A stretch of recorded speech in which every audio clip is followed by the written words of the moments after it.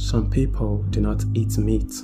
They avoid the consumption of animal products, advocating for the welfare of living things on this planet. And whenever we're talking about living things, they are always putting animals. But it is important to know that it is not only animals that needs to be approached this way. Both animals and plants, including trees, the fruits that we consume, are also living things. Although the plants may not have a nervous system, but they have feelings too. They communicate.